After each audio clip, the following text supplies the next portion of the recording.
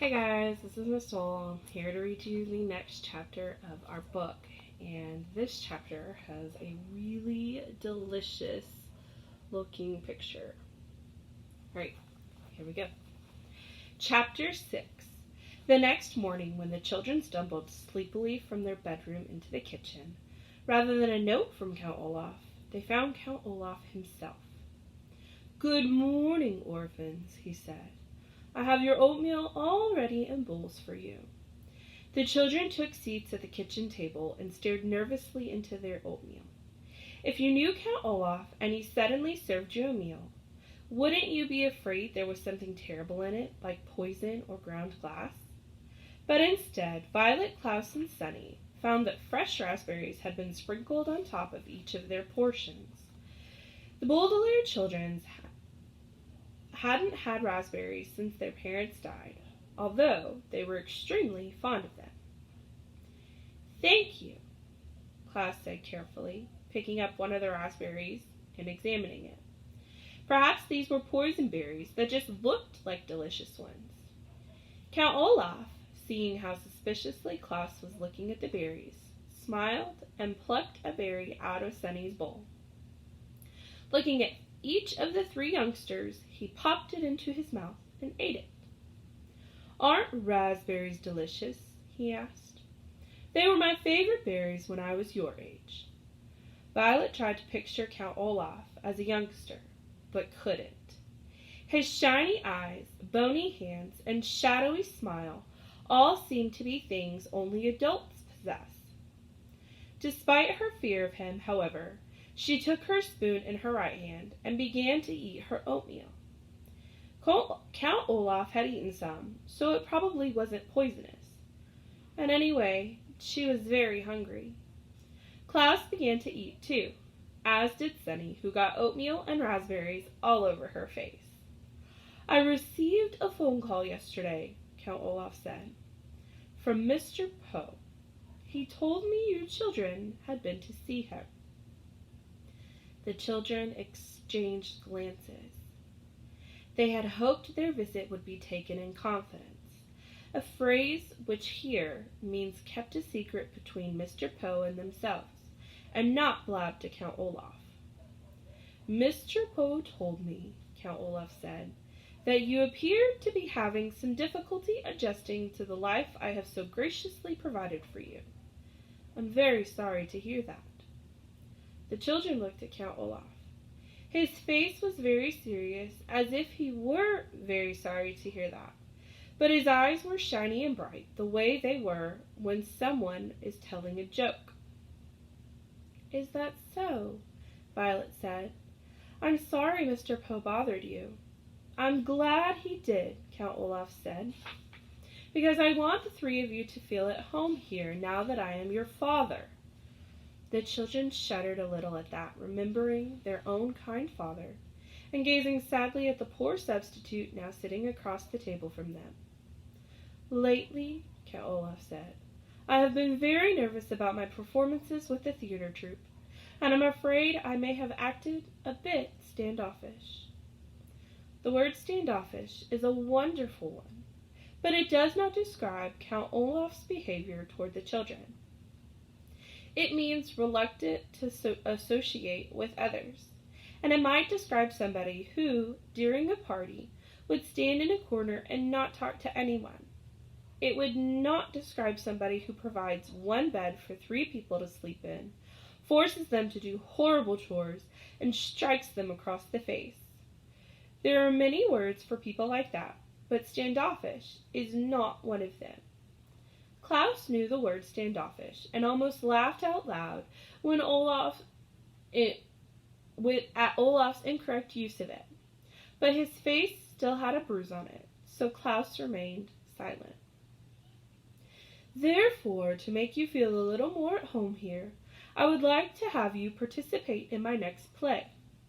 Perhaps if you took part in the work I do, you would be less likely to run off complaining to Mr. Poe." "In what way would we participate?" Violet asked. She was thinking of all the chores they had already did for Count Olaf, and was not in the mood to do more. "Well," Count Olaf said, his eyes shining brightly.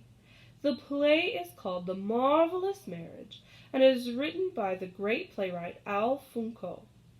We will give only one performance on this Friday night.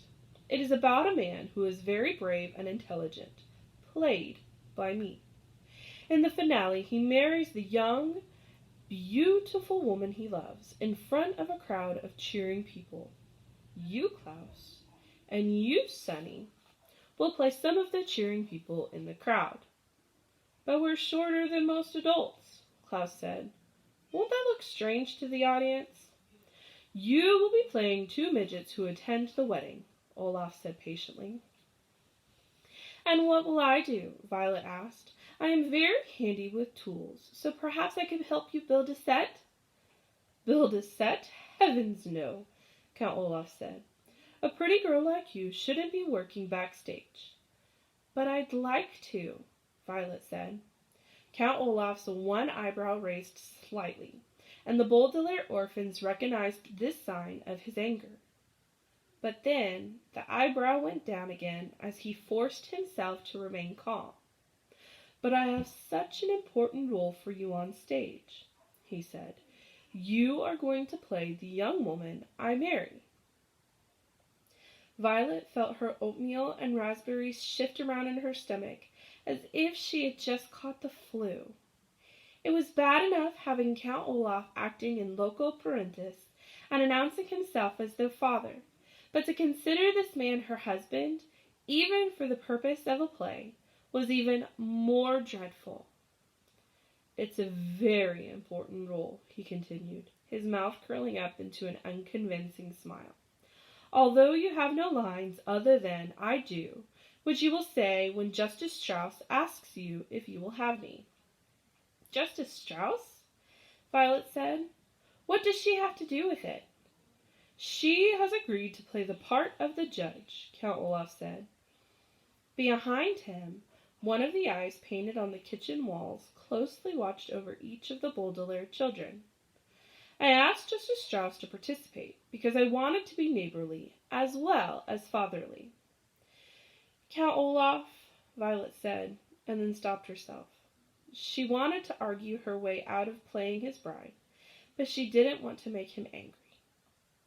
"Father," she said, "I'm not sure I'm talented enough to perform professionally. I would hate to disgrace your good name and the name of Alfonso. Plus, I'll be very busy in the next few weeks working on my inventions and learning how to prepare roast beef," she added quickly, remembering how he had behaved about dinner. Count Olaf reached out one of his spidery hands and stroked Violet on the chin, looking deep into her eyes. "You will," he said, "participate in this theatrical performance. I would prefer it if you would participate voluntarily, but as I believe Mr. Poe explained it to you, I can order you to participate, and you must obey." Olaf's sharp and dirty fingernails gently scratched on Violet's chin, and she shivered. The room was very, very quiet as Olaf finally let go, and stood up and left without a word. The Baudelaire children listened to his heavy footsteps go up the stairs to the tower they were forbidden to enter. "Well," Klaus said hesitantly, "I guess it won't hurt to be in the play. It seems to be very important to him, and we want to keep him on his good side." "But he must be up to something," Violet said. "You don't think those berries were poisoned, do you?" Klaus asked worriedly. "No," Violet said. "Olaf is after the fortune we will inherit. Killing us will do him no good." "But what does it do him to have us be in his stupid play?" "I don't know," Violet admitted miserably. She stood up and started washing out the oatmeal bowls. "I wish we knew something more about inheritance law," Klaus said. "I'll bet Count Olaf has cooked up some plan to get our money, but I don't know what it could be."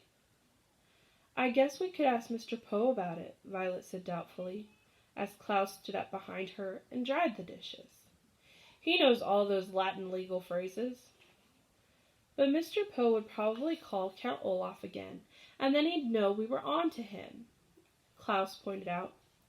Maybe we should try to talk to Justice Strauss. She's a judge, so she must know all about the law. But she's also Olaf's neighbor, Violet replied, and she might tell him that we had asked. Klaus took his glasses off, which he often did when he was thinking hard. How could we find out about the law without Olaf's knowledge? Book! Sunny shouted suddenly. She probably meant something like, would somebody please wipe my face?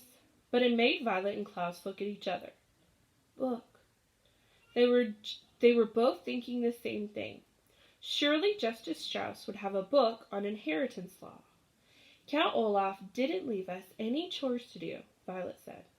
So I suppose we are free to visit Justice Strauss and her library. Klaus smiled. Yes, indeed, he said. And you know, today I don't think I'll choose a book on wolves. Nor I, Violet said, on mechanical engineering. I think I'd like to read about inheritance law. Well, let's go, Klaus said. Justice Strauss said we could come over soon, and we don't want to be standoffish. At the mention of the word that Count Olaf had used so ridiculously, the Baudelaire Orphans all laughed, even Sunny, who, of course, did not have a very big vocabulary. Swiftly they put away the clean oatmeal bowls in the kitchen cupboards, which watched them with painted eyes. Then the three young people ran next door. Friday, the day of the performance, was only a few days off, and the children wanted to figure out Count Olaf's plan as quickly as possible. And that is the end of chapter 6. I really hope you're enjoying this. Again, I love reading these and I love trying to keep them short, so I will see you in the next video. Again, be safe, be healthy, and goodbye.